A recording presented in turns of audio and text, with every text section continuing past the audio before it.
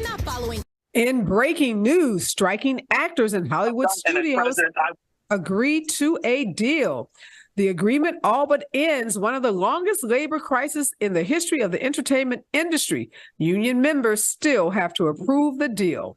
And Democrats won decisive victories in major races across the country last night, overcoming any alleged downward pull of the president's poll numbers, lingering inflation, and growing global unrest. And the Democrats did that by relying on abortion, the issue that has emerged as their fail-safe since the Supreme Court overturned Roe v. Wade last year.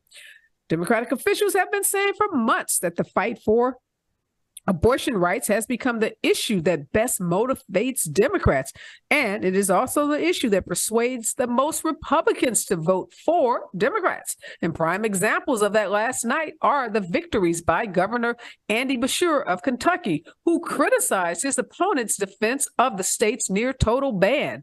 Also, legislative candidates in Virginia who opposed the 15-week abortion ban proposed by the Republican Governor Glenn Youngkin also were successful. And the Ohio referendum establishing a right to abortion in the Ohio Constitution won big last night. Also, in New York City, a moderate Democrat who is among the New York City Council's most powerful member beat back his Republican opponent last night. And also in New York City Council news, the alleged member, or one of the so-called Central 5 Park defendants, Yusuf Salaam, also won his race, and now he is a city council member. And in weeks of interviews, Hamas leaders, along with Arab, Israeli, and Western officials who tracked the group, said the October 7th attack by Hamas on Israel had been planned and executed by a tight circle of commanders in Gaza who did not share the details with their own political representatives. Secretary of State Antony Blinken said today that Gaza should be unified with the West Bank under the Palestinian Authority once the war ends. Now, this is the strongest signal from the Biden administration about what it would like to see at the end of Israel's fight against Hamas. And this is counter to what we've heard from the Israeli prime minister, suggesting that after the war, perhaps Israel would have to occupy Gaza Strip. And the House voted yesterday to censure Representative Rashida Tlaib. She's a Democrat of Michigan. She was formally rebuked because of statements she made regarding the Israel-Hamas war. 22 Democrats joined most Republicans to pass the censure bill, or censure resolution. And in that resolution, it said that Congresswoman Tlaib was liable or guilty, or had been found to have been promoting false narratives surrounding Hamas's October 7th attack. The vote was 234 to 188. And tonight's a big night. The third Republican presidential debate is taking place as we speak in Miami, and it has the smallest field of contestants. Only 5 of those individuals, 4 men, 1 woman, vying to be the GOP nominee for president, will be on the debate stage. Donald Trump, as he has done in the past 2 debates, is doing what he calls his alternative programming. He's actually meeting with some residents in Miami in a heavily Latino district of that city. In this hour, we're going to be talking about the debates, and we have some strategies on it to help us make sense of what is happening. And finally, today, Ivanka Trump became the 4th member of the Trump family to testify in the $250 million civil fraud case that has been brought against Donald Trump, his sons, and his organization by New York Attorney General Letitia James. Ivanka Trump was stunned as she left the courtroom, and protesters outside shouted at her crime family. Ivanka didn't give testimony that advanced Trump or his son's defense, and she referred mostly to the accountants and said that they were responsible for most of the financial documents. She did, however, say that she was proud of the work she did when she worked at the Trump Organization. This is Areva Martin in real time, and I'm your host, Areva Martin. This is your one-stop destination for today's trending news, expert analysis, and my unfiltered opinions. This is hour 2 of Areva Martin in real time, and this is the hour where we go behind the headlines and we go deeper on those stories that people are talking about. And tonight, the biggest story is that GOP debate. This is the third one that's happening in Miami. Some folks say there's not really a lot at risk for these candidates because they all are so far behind in the polls when you compare them to where Donald Trump is. And for many Republicans, they've already decided that Donald Trump is the nominee. And now they're moving towards looking at the Donald Trump versus Joe Biden matchup. So big question is, what can these candidates do? Is there anything that they can do, that they can say, that might give them an opportunity to move forward in the polls?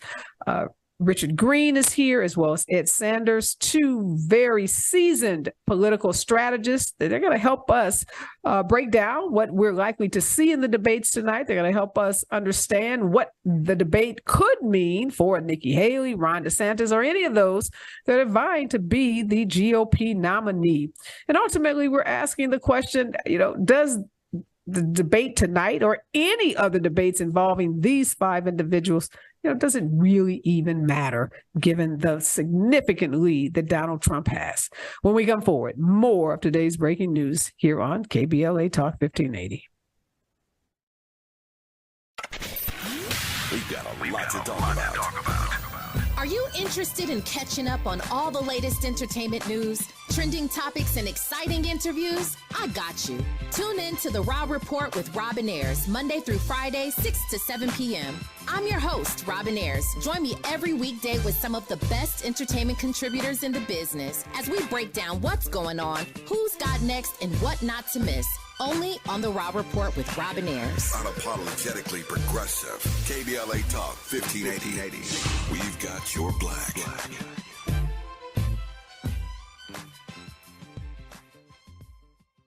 There's a new sheriff in town. All right, I'm Dr. Nicordelai Corte, and starting September 18th, I couldn't be more thrilled than invite you to join us for the launch of A More Perfect Union. Weekdays right here on KBLA Talk 1580. Weekdays from 1 to 2 p.m. Pacific Time. That's 4 to 5 p.m. Eastern. A More Perfect Union promises to deliver national news of consequence, informed opinion, and analysis beyond the headlines. As KBLA Talk 1580's chief national political analyst, every day you can expect your daily dose of political news of consequence. If you're looking to be engaged, enlightened, and empowered to be a part of the solution to issues related to national politics, elections, identity, culture change, and social justice, A More Perfect Union was designed for you. This daily political affairs show will feature notable journalists, industry leaders, lawmakers, change makers, tastemakers, and ordinary people motivated to do their part to reach beyond today's divisions, to make sense out of news of the day, and offer us all a chance to build a more perfect union. Come on and join me. KBLA Talk 1580. We've got a lot to talk about. We've got a lot to talk about. Hi, I'm Ray Richardson, your sports connection here at KBLA Talk 1580. Join me and my co-host Neil Scarborough every Saturday night at 7 for Out of Bounds, the show that brings some flavor to the world of sports for 60 minutes. We take you beyond the scores and press conferences. We give you our point of view, the way black folks see what's going down. You can join the conversation and give us your analysis at 1-800-920-1580. Out of Bounds every Saturday night at 7 on KBLA Talk 1580. We've got a lot to talk about. Unapologetically progressive. KBLA Talk 1580. We've got your black. You like the style, though. We've got a lot to talk about. I'm Reverend Gerald, the life coach. Is someone you love struggling with addiction and mental illness? Is improving your family's health important? Want to leave a legacy that your family can grow? Are you ready to enhance your perception of life experiences? Then wake up weekends at 7 a.m. with Urban Family Focus and get the wisdom, opportunity, resources, and motivation to live your best life. Join the conversation on Urban Family Focus Saturday and Sunday at 7 a.m. We are back, and in this hour, we are tracking one of the biggest stories of the night, and that is the GOP debate that's happening in Miami. This debate is happening on NBC, and there's been a lot of pushback or blowback from the MAGA base about NBC hosting the debates, many believing that NBC has affiliation with MSNBC and that these debates shouldn't take place on what they consider to be a very, very liberal network. That's one issue happening with respect to these debates, but also the issue of the relevancy. Do these debates even have any relevancy given that Donald Trump is so far ahead in all of the polls? What possibly could these five candidates hope to achieve tonight that might change their status, that might get some of those MAGA voters to move over to their category, might attract some of the moderate Republicans, and might even attract some independents? And also, big question tonight. What about the Israel-Hamas war? What about the war in Ukraine? The aid that Joe Biden has requested from the House and the Senate for both of those foreign conflicts. Obviously, the economy is going to be a big subject tonight.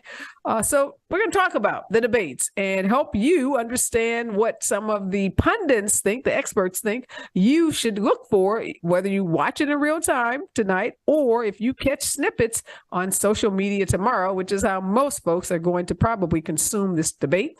Richard Greene is here, Democratic strategist, and Ed Sanders, also very seasoned veteran Democratic strategist. Both of them are here tonight to help us make sense of the third GOP debate. All right. Thank you, Richard and Ed, for joining us. Let's start with you, Richard. Tell us the top two things that folks should be paying attention to if they are either watching in real time or they're going to go back and watch later. Yeah, I think that it is highly irrelevant on a political level because it is so incredibly clear that nothing will take Donald Trump down from his position as the front runner, massively the front runner. And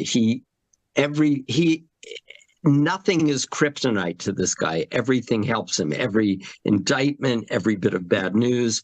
So I think it is fait accompli that he is going to be the nominee. And I spoke to some people in the Republican Party, and everyone agrees with that. I think the thing to watch is who is going to surface as the stand-in, the backup, like so many quarterbacks, in the NFL season are going down, and, who's the backup, and the strength of your team depends on the backup. I am most concerned about Nikki Haley, and I was just watching part of the debate.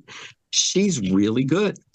And I think if something happens to Donald Trump, we have to be prepared for fighting against this woman who has been able to do this Houdini act of walking this line between pissing off Donald Trump supporters and also being able to be attractive to people who don't like him. So I would watch Nikki Haley. I saw Ron DeSantis. He gave a very good opening statement. But I do not think that he can beat Gavin Newsom, who I believe will be the Democratic nominee. I just threw that little bomb in at the end. You know that. Yeah, you just dropped something on us. We'll get to that, Richard, at the Gavin Newsom comment. But Ed, let me get you in here. What do you think are the most important things viewers should be watching if they're going to watch this debate in real time, or if they're going to go and watch snippets on social media, which is how most people consume presidential debates? Yeah, I agree with Richard. I think that this is, for all intents and purposes, probably a just an exercise in, an attempt to get ratings. It's not, most of the debate formats really don't focus very seriously on the issues at hand, and thus the candidates really don't have, much to gain from it. I also agree that Nikki Haley has the most to gain. What she represents is a new breed of Republican candidate. Certainly, the potential to be the first, female presidential candidate nominated by the Republicans. I think her diversity, being of Indian descent, is, almost unique to this Republican Party, and would be, from an objective standpoint, a breath of fresh air. Ultimately, how she performs, to Richard's point, some measure of consistency that allows her to be in position, either if Trump falters, but more importantly for the vice presidential nod. DeSantis, I think, has, just more to lose. I think the more opportunities you see him juxtapose against other candidates, I think you start to realize that this emperor has no clothing, right? And that he's really striving to be sort of a Trump light. Let me ask you this, Richard. So typically a second in place candidate like Nikki Haley would be a logical person to, that might end up on the ticket as a VP with someone like Trump.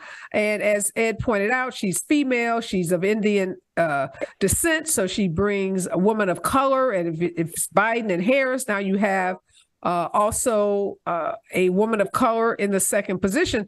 But Nikki Haley has been critical of Donald Trump. So can you imagine a universe in which Donald Trump, as the nominee, would select Nikki Haley to be his running mate if she is the person in the GOP, nominating contest that has the most, is polling the highest over the men? Yeah. If Donald Trump were smart, and we know he's not, he would absolutely choose Nikki Haley as his vice president. She would make that ticket, I think, so strong that it would almost certainly beat a Biden-Harris ticket, and maybe even a Newsom whatever ticket. She's really impressive. She's very skilled politically. She brings, as we just heard from Bob, I'm sorry, what's the name of the other guy? Ed Sanders. Hi, Ed. That diversity that is rare and exciting to the Republican Party. But I think that Trump is not going to go there, in part because of what you said, Areva, which is she has been critical of Donald Trump, that for a normal politician with thick skin who knows how to play the political game, it's fine. Like Kamala Harris beat the crap out of Joe Biden, and yet Joe Biden said, I need you on my ticket. I don't think Trump has that political temperament. I think he is much more likely to go with a Carrie Lake or a Kristi Noem from South Dakota and, go for a sexy bomb thrower, high profile, someone who's willing to blast out, the Trump message and amplify, Trump, not do the legitimate political conversation that you're going to get from Nikki Haley. So it's interesting. Again, I hope Nikki Haley is not on the national ticket, because I honestly think she can win no matter what she does, as vice president or as president. Do you share that sentiment, Ed? Richard has been very, very complimentary of Nikki, and I'm sitting here shaking my head like that ain't the Nikki Haley I know. So how are you feeling about Nikki Haley? No, I mean, I think her profile is appealing to those that lean Democratic, right? In the end game, this is still the Republican Party, and, its base is still one in the Confederate South. The more I think people know her to be a person of color, quite frankly, I think the more distasteful she becomes to the Republican base. They have not shown through the years to be a political base that would particularly follow a person of color, whoever it is. Now, for us, I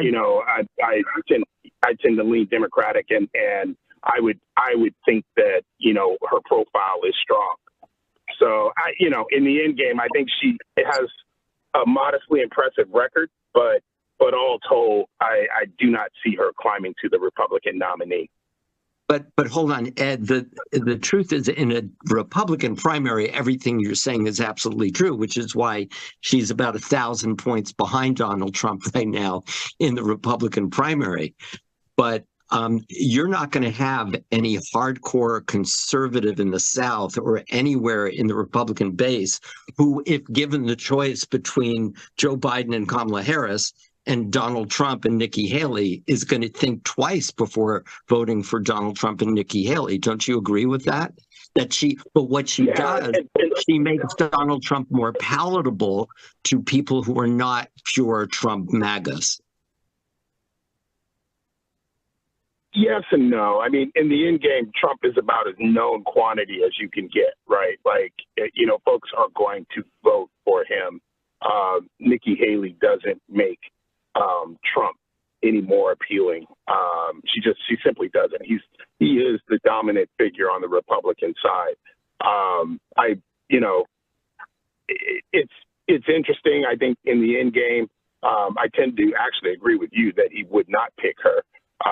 But yeah, if she's on, it really is largely about Donald Trump and his ability to drive out that MAGA base to the polls. Less about Nikki Haley, though.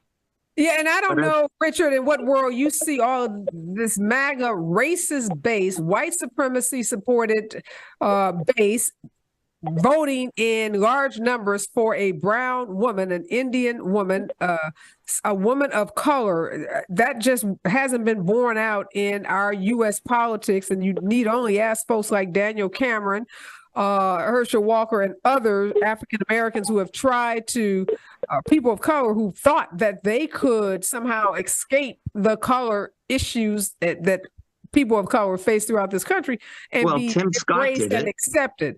Tim Scott is barely on the debate stage. Tim Scott is being rejected. He could even get his fellow senators in the U.S. Senate to endorse him. And you know what they said about him, which was so telling of the racism? They called him a nice guy.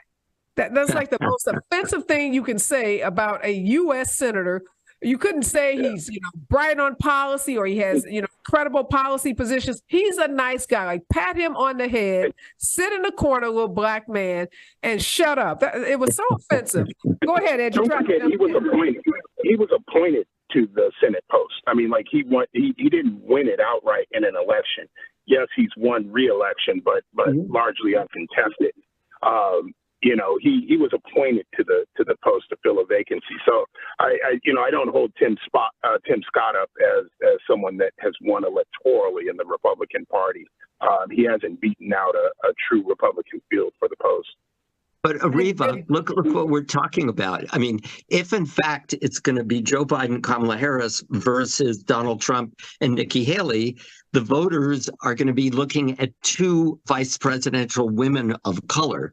So, I mean, I think we can move past the Nikki Haley because I think we're all in agreement. Donald Trump, because of all the reasons we all know, is not likely to choose Nikki Haley. I think you're right, Richard, that he's much more likely to choose a flamethrower, a provocateur like a Carrie Lake, because their brand of politics is much more aligned with him and his MAGA base. So I don't think it's going to be a matchup between. And I hope he does. I hope he does. Donald Trump. But Ed, I want to get you to weigh in on Richard. He's dropped Gavin Newsom's name now 2, 3, 4, 5 times. Obviously more. Trying to get a response from you and I. So what are you thinking about this? Replace Joe Biden and somehow Gavin Newsom is the white savior in this equation? Look, I think Gavin is doing what's prudent. I think the further this goes, you hope that the president can rebound. The economy, nothing that he has done well, it seems to have engendered, one, momentum, but, real support. And you just can't forget that Biden won largely because he was not Trump. not because people were particularly energized about him as a candidate. And so his numbers are going to struggle. I think if there is some way by the convention that the president has just faltered too much, Gavin is in a very good position to assume the nomination through the convention. It would be something like that, I think. It'll be interesting to see, right? There's a lot of time between now and then. The economy is doing relatively well. The president just doesn't get the high marks for it. And ultimately, the last month has plunged us into a conflict, a military conflict that may drag and weigh on his popularity at some point. Over the next couple months, I think that will be sort of his base. He's going to have a real tough time with his base, and in much the same way that the MAGA base is necessary for Trump to win. I think that I don't know how to call them. And I need you to hold that thought. When we come forward, we're going to talk about the base and how well the base did last night. And what the significant wins from the Democrats last night means for Joe Biden in 2024, and how are these candidates on the debate stage going to distort and twist the significant wins by Democrats when we come forward. KBLA Talk 1580.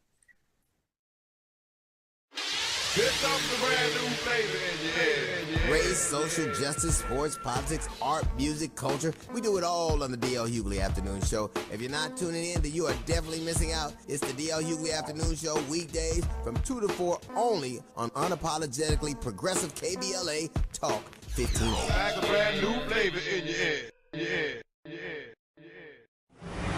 To boldly go where no man has gone before. Boldly taking talk radio where it has never gone before. New vistas, new voices, new views, new visions, new victories. We're KBLA Talk 1580, and we're taking public media black.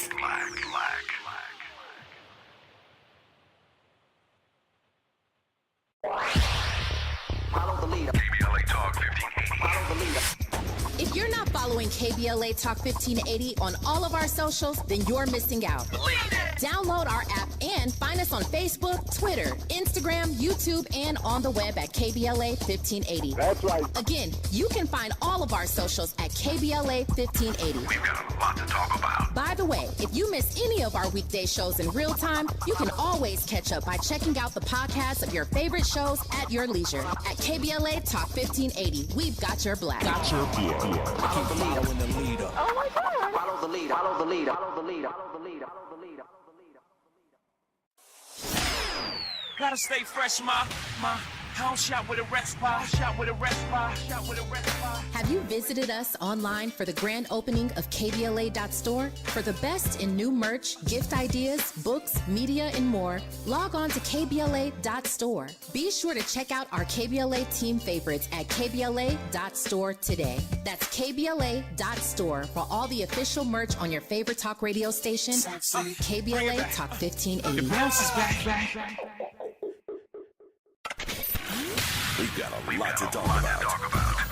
Are you interested in catching up on all the latest entertainment news, trending topics, and exciting interviews? I got you. Tune in to the Raw Report with Robin Ayers, Monday through Friday, 6 to 7 p.m. I'm your host, Robin Ayers. Join me every weekday with some of the best entertainment contributors in the business as we break down what's going on, who's got next, and what not to miss.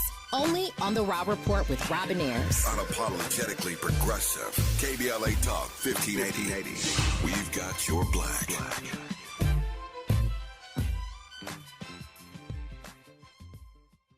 There's a new sheriff in town.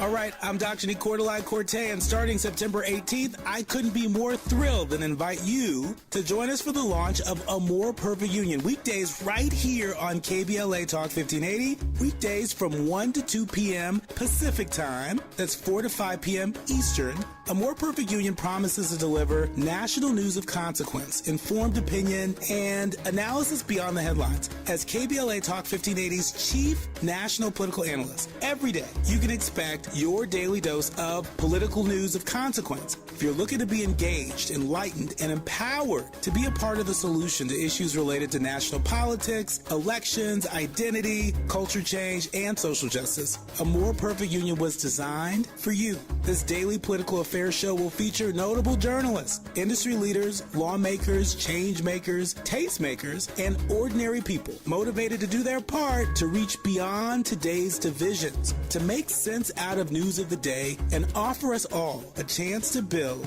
a more perfect union. Come on and join me. KBLA Talk 1580. We've got a lot to talk about. We've got a lot to talk about. Hi, I'm Ray Richardson, your sports connection here at KBLA Talk 1580. Join me and my co-host Neil Scarborough every Saturday night at 7 for Out of Bounds, the show that brings some flavor to the world of sports for 60 minutes. We take you beyond the scores and press conferences. We give you our point of view, the way black folks see what's going down. You can join the conversation and give us your analysis at 1-800-920-1580. Out of Bounds every Saturday night at 7 on KBLA Talk 1580. We've got a lot to talk about. Unapologetically progressive. KBLA Talk 1580. We've got your black. You like the style, though. We've got a lot to talk about. I'm Reverend Gerald, the life coach. Is someone you love struggling with addiction and mental illness? Is improving your family's health important? Want to leave a legacy that your family can grow? Are you ready to enhance your perception of life experiences? Then wake up weekends at 7 a.m. with Urban Family Focus and get the wisdom, opportunity, resources, and motivation to live your best life. Join the conversation on Urban Family Focus Saturday and Sunday at 7 a.m. Unapologetically progressive. KBLA Talk 1580. We've got your black.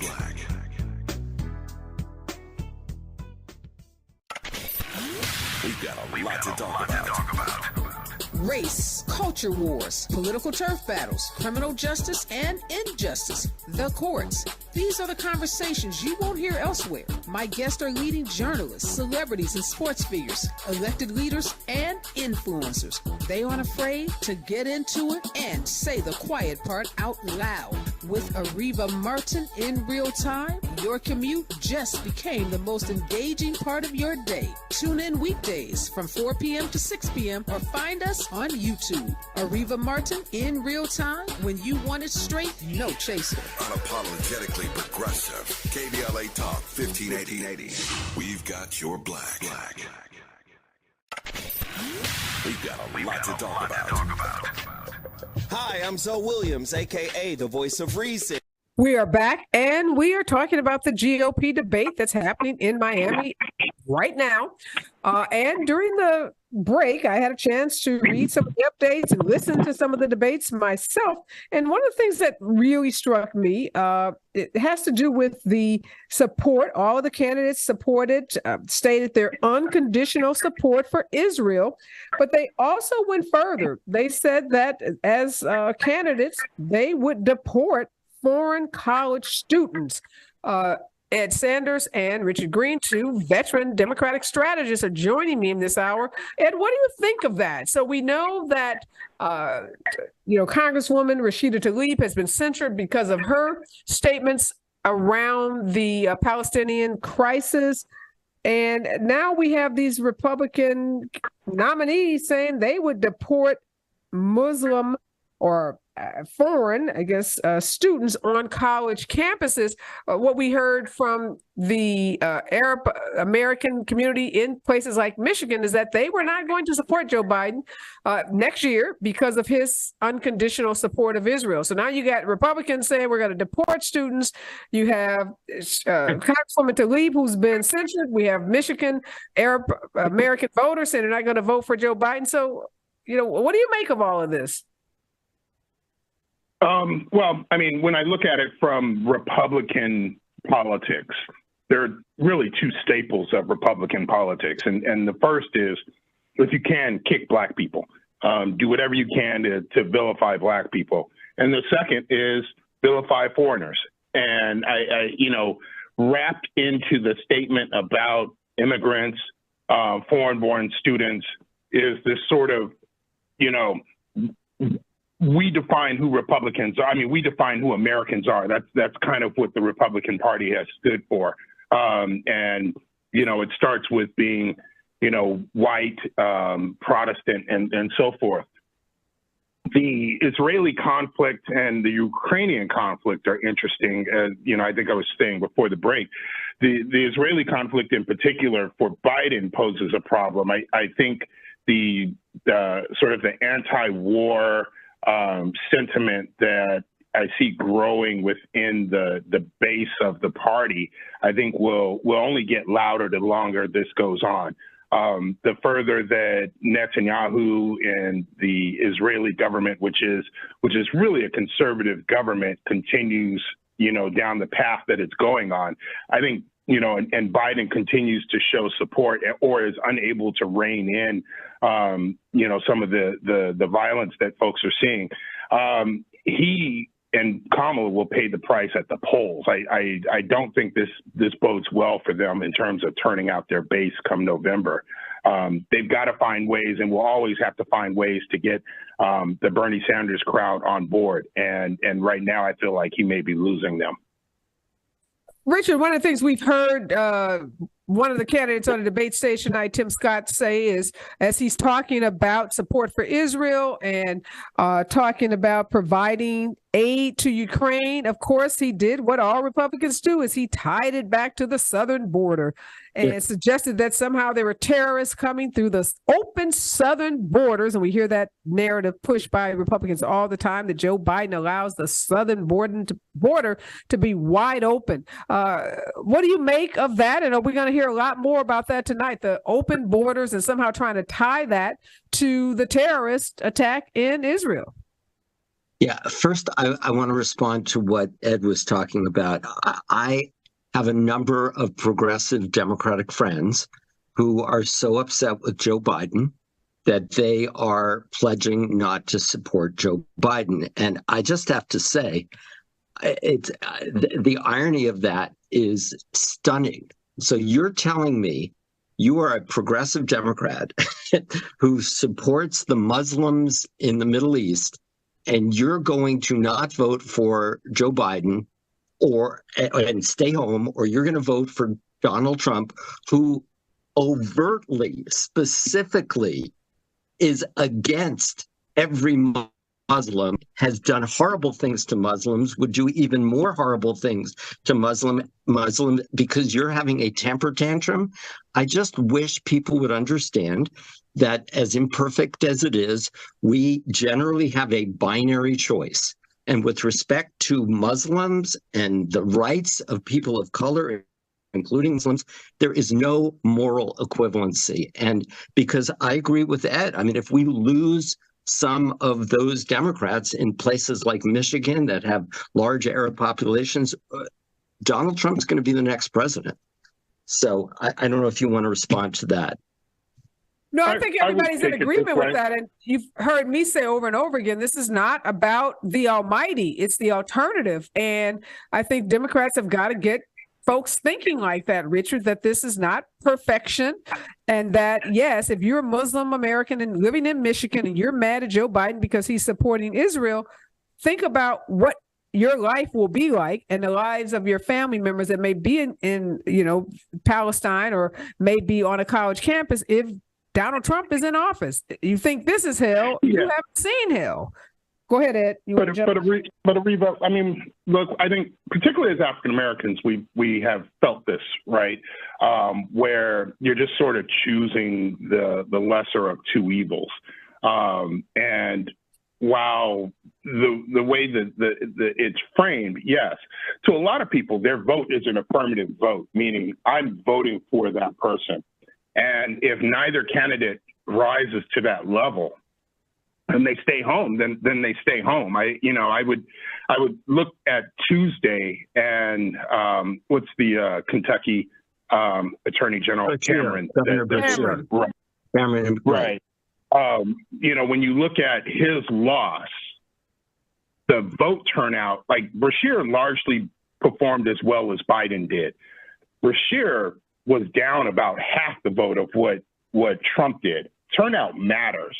And you know, I don't know that you can scare people and that the thought that, oh, one is better than the other. I think Biden has a long way to go to convince progressives that he's taking the right course of action in this fight. Well, I don't think, let me say this, I don't think you can scare people into voting, but I think you can get people to focus on the record of Joe Biden and compare that record to Donald Trump's record. And people tend to, they know which side their bread is buttered on. And I think a lot of people will be voting affirmatively for Biden and Harris because having a Black female vice president has meant a tremendous amount to a lot of African-American voters in the same way that Barack Obama, meant a lot to African-American voters. And what we get in the news media is so much Donald Trump that we don't get to see those long lines of folks who stood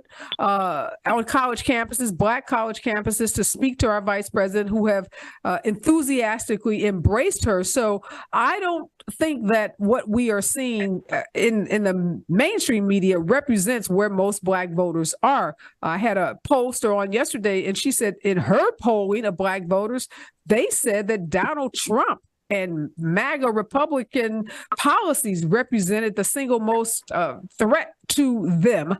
So when we talk about Black voters, I think we have to be very careful because the media, this notion from the New York Times that 22% of Black voters may vote for Donald Trump, Cornell Belcher, other very reputable African-American pollsters say that number is absolutely absurd.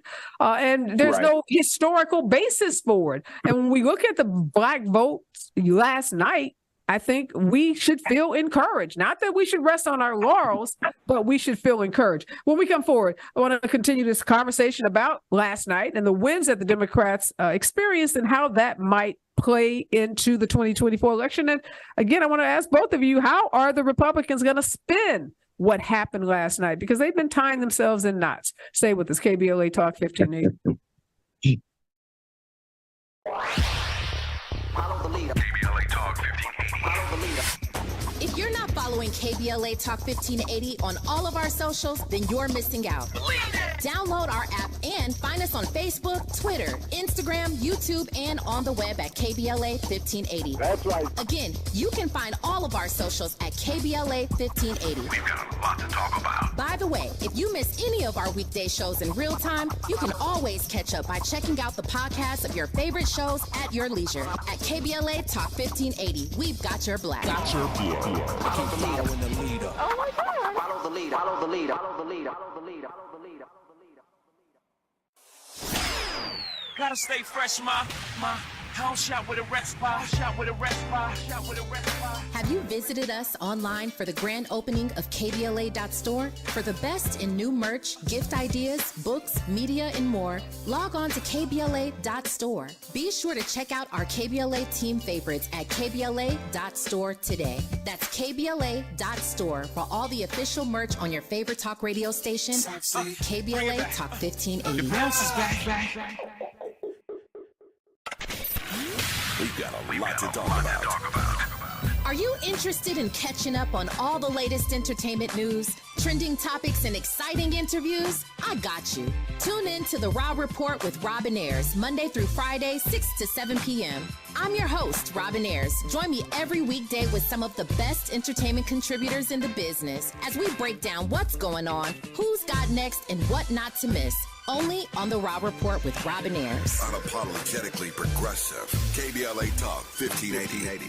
We've got your black.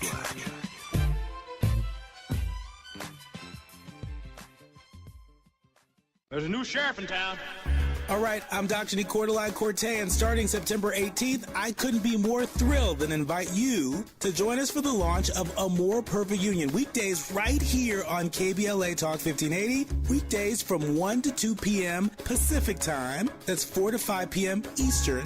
A More Perfect Union promises to deliver national news of consequence, informed opinion, and analysis beyond the headlines. As KBLA Talk 1580's chief national political analyst, every day you can expect your daily dose of political news of consequence. If you're looking to be engaged, enlightened, and empowered to be a part of the solution to issues related to national politics, elections, identity, culture change, and social justice, A More Perfect Union was designed for you. This daily political affairs show will feature notable journalists, industry leaders, lawmakers, change makers, tastemakers, and ordinary people motivated to do their part to reach beyond today's divisions, to make sense out of news of the day, and offer us all a chance to build a more perfect union. Come on and join me. All right, Richard Greene and Ed Sanders are here. And let's talk about last night. Big wins for the Democrats, even though a lot of political pundits said we would have a horrible night. We actually had a phenomenal night. So the question is, how are these candidates, because we're talking about the GOP debate that's happening as we speak, how are they going to twist and distort the win last night to try to advance their own narrative? What do you think, Richard? What are you going to hear tonight from these five candidates on the big win for Dems in Virginia, Ohio, and other places around the country? Well, the Republicans, if they are at all smart, they're going to see that anything that the electorate feels is a total or close to a total ban on abortion rights and women's ability to have sovereignty over their body is going to hurt them next November. And if I were their political advisor, and I would never take that job, no matter how much you paid me, I would tell them to double and triple down on the Glenn Youngkin strategy. Youngkin lost in Virginia, but not by much. They picked up one Senate seat in the Virginia state legislature, and they only lost a few out of 100 in the House of Delegates. So I think the only tenable position for any of them, if they're focusing at all on the general, and there really is no Republican primary, is to do a 15-week or some, abortion ban light and have that be the brand for the Republican Party. What do you think, Ed? What are you expecting these candidates to do tonight to try to gaslight the American people about how significant the wins were for Dems? I don't think they'll focus on that at all. I mean, I do think all of the candidates on the stage recognize that they have an energy deficit, that voters out there simply aren't engaging with them no matter what they say. I think they will tend to fall back on, the standbys. Like I said earlier, they're going to kick African Americans, they're going to kick foreigners, and try to look for an opening. That really is kind of what they have at stake. Their ability to motivate the base is so lacking right now that until they can find the issue that gets them up, they're going to struggle. Yeah, and obviously the Israel-Hamas question is dominating this debate.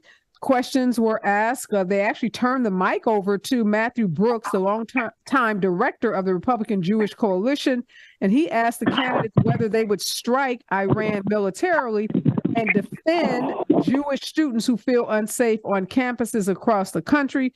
Most of the candidates avoided a direct answer to the first question, though. Haley said she would strike the Iranian infrastructure supporting attacks on American troops. So this debate, Richard, looks like it's going to be mostly about foreign policy and obviously them taking swipes. DeSantis is saying Joe Biden didn't do enough to get Americans out of Israel and Gaza. He's kind of, giving himself a big pat on the back for saying he got some Floridians back. Are the American people that dialed in to these foreign conflicts? I think this one, yes. And I have to tell you, I've heard from some of my Jewish friends who are very pro-Israel that they are just blown away how they are agreeing with Republicans and how resolute the Republicans are on the support of Israel. And I think, honestly, that could be a very effective strategy for them to peel away some moderate Jewish Democrats as a result of this one issue. It's a very deeply emotional issue for Jewish people and people who support Israel. Good point. And that's why they are spending so much time, Ed, on this topic, on this debate. And as Richard has said, all of the candidates have expressed their unconditional support for Israel. They've gone as far. Some of them is talking about deporting foreign students on campuses. So what do you make of what Richard said, that by doubling down on their support versus maybe responding to the progressives who want a ceasefire or humanitarian pause, that Dems might lose some of the Jewish voters that Richard talked about? Yeah, I don't disagree with what he lays out. I mean, the first piece is that to, I think, the Jewish base in the country, it is a deeply emotional issue. I think the question was posed earlier, Republican or Democrat, and that it's a binary choice. I don't know that this issue is so binary, and therein is the conflict. I think to your point, I am hearing from, conservative Jewish friends and then from progressive Jewish friends, and I'm getting a mix of reactions, and I can understand that. To your point, it's an incredibly emotional issue. When you're looking at foreign policy, I can look back to Netanyahu as the prime minister, and I kind of remember the dicey relationship he had with Obama. I don't know to what extent that carries over to Biden, but there seem to be some differences between at least in private, there seem to be some differences between where the president is going and where the Israeli government is taking it. In there is an opportunity for Republicans. And ultimately, I think they'll try to seize on that opportunity. Yeah, so it looks like on this issue of foreign policy, Richard, that you have Ramaswamy representing the isolationist wing of the party against what people are calling the internationalists, Haley and Chris Christie, who backed each other up. Ron DeSantis has been pretty MIA on this conversation. And when asked a question about Ukraine, he pivoted back to the southern border because I think he thinks that's where he is strongest on issues of the southern border. What about Ukraine? Do you think if we didn't have the Israeli issue, that the Ukrainian war would motivate people in the same way that you say your friends, your Jewish friends, are motivated by how either Republicans or Joe Biden responds to the Israeli crisis? You know what? I think people are tired of the Ukraine-Russia situation. I think they're tired of it. It doesn't seem to be going anywhere. We don't have the same invested interest in it as many people have in Israel. So I really think we're still looking at a huge issue about whether Congress is going to, or the House is going to give any money to Ukraine, and I think that could cause a government shutdown. The Republicans seem to really, really, really not want to do anything with Ukraine, which is 180 degrees. Well, we should say the Republicans in the House, because Mitch McConnell, to the contrary, in the Senate, has expressed support and sees Ukraine and supporting Ukraine as a vital foreign policy issue for the U.S. No, it's a huge difference. I totally agree, which is amazing that the Republican Party is doing the complete opposite of what Ronald Reagan would be doing. But then again, one explanation is that by not giving money to Ukraine, you're helping Donald Trump's buddy, Vladimir Putin. And that could be one of the reasons why, since they're all in the tank for Donald Trump, they may be doing that.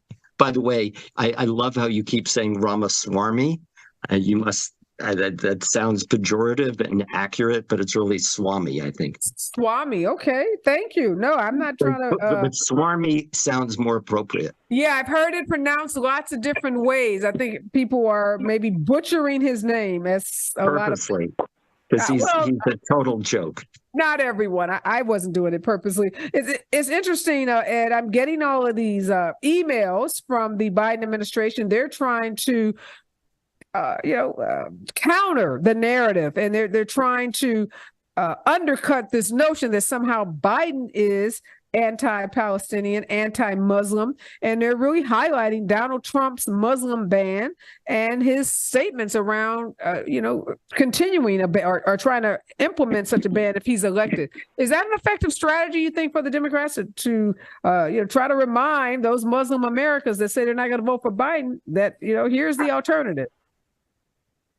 I think it is the course that he needs to pursue, right? The point I was making about the base sort of walking away from him, I think elections now have changed so much. I mean, you talked about the debate and how we process it on social media. To a large extent, I think people are grabbing their news in, the 30-second tidbits. And this issue is playing out on social media much differently than it is in sort of the popular press. I don't know that his message points are speaking to those that get their media from social media. Yeah, we're going to have to see. The debates are halfway over, and foreign policy has dominated the night. We'll see if in the second half, if they move towards the economy, to jobs, and other areas where we can expect the Republicans to take shots at Joe Biden, who, by the way, has done a phenomenal job on the economy and jobs. But we're out of time. Thank you so much, Richard. Thank you so much, Ed, for joining. We will be catching those 30-second sound bites ourselves tomorrow on social media. Again, not sure these debates will move the needle for any of these candidates, and suspect that Donald Trump will continue to dominate the field of candidates running for president on the GOP side. Next voice that you hear will be Robin Ayers and the Raw Report right here on KBLA Talk 1580. Thanks, guys. We've got a lot to talk about.